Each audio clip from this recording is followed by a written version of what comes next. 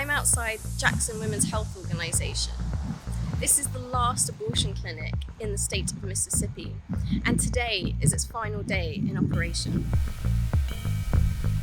The Jackson Women's Health Organization, or the Pink House, as it's known locally for its brightly painted walls, has been in a years-long battle to protect abortion access here in the state of Mississippi. That battle recently took it to the US Supreme Court in Washington, D.C. But the outcome of that case has caused a shockwave, not just here in Mississippi, but throughout the US. In ruling against the Jackson Women's Health Organization, the US Supreme Court went a step further and overturned Roe v. Wade, its landmark 1973 ruling enshrining the right to an abortion nationwide. In doing so, the US Supreme Court said it no longer recognized a constitutional right for women to seek abortions, and said instead that individual US states should make up their own minds on abortion access.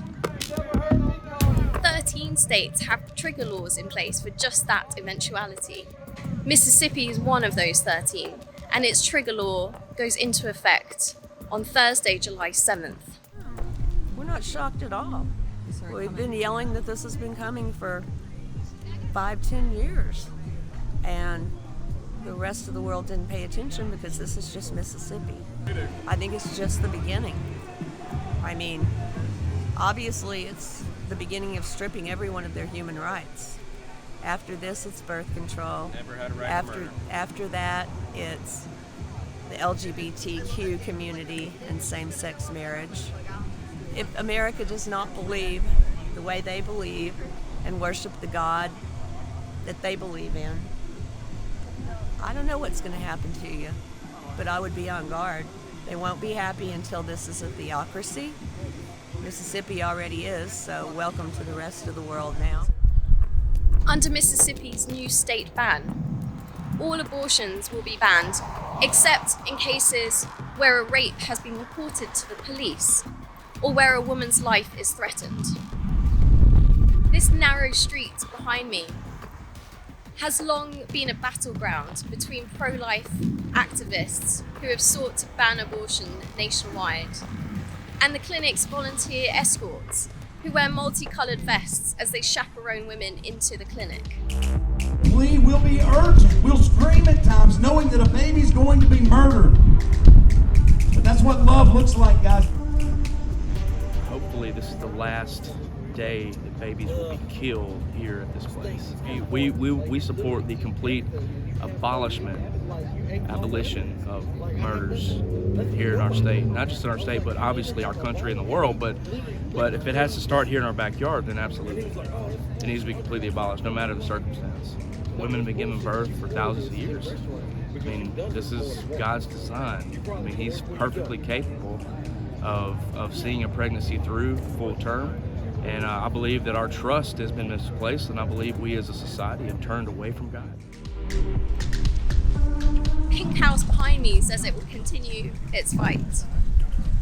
It intends to open a Pink House West in New Mexico, the nearest legal safe haven, within days. But New Mexico is a 15-hour drive from here in Jackson, the state capital of Mississippi.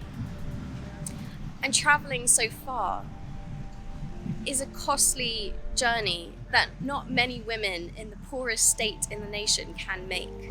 So, a clinic 15 hours away, most people can't afford that.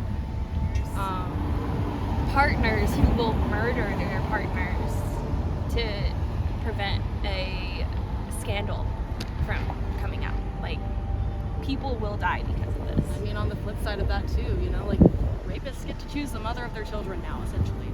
We can help you! Take care of yourself! Screaming over